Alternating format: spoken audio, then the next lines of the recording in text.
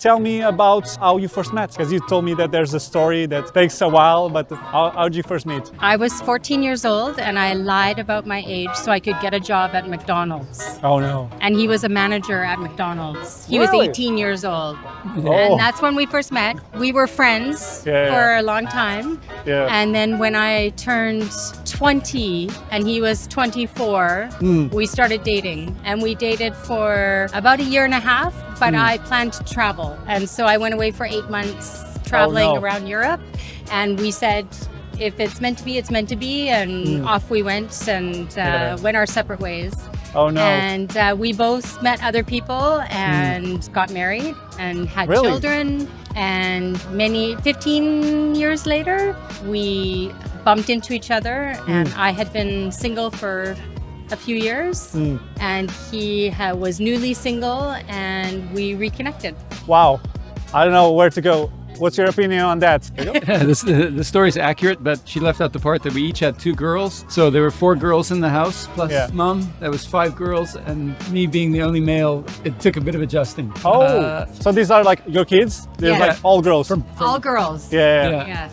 The first time we reconnected, I had a feeling that she was really being herself. So I felt good about things. Yeah. I felt at that point. That's the secret. Yeah. It's humor. He has to make you laugh. Yeah. You have to make someone laugh. Yeah. Or you have to make each other laugh. That's what I'm looking for. It's I'm looking for very lessons. important. Number one, humor and laughing. So I guess at the time, he wasn't that good with jokes, and then he took his time, learned a few jokes, and then, okay, I can get her back now. Well, I learned what makes her laugh. That's what's important. He's always been the guy who makes everybody laugh. Yeah. I kind of am a bit like that, but I'm afraid that sometimes that comes from insecurity. Like maybe. Really?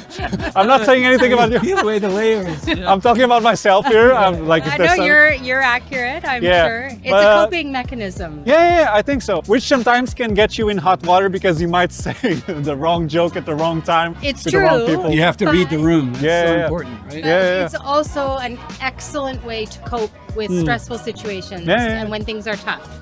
And when we've had hard times, humor has been the number one thing to get us through. Number one. So you're saying that when there's situations where you might argue, but since you have such a lighthearted way of like dealing with things, you just go to, maybe you might say the thing that you want to say, but you say it in a lighthearted way. You maybe joke about it and you say. Or if it gets tense, then we'll come back with humor. Okay. We'll make a joke afterwards to break the tension. That's amazing. And then it gets us talking.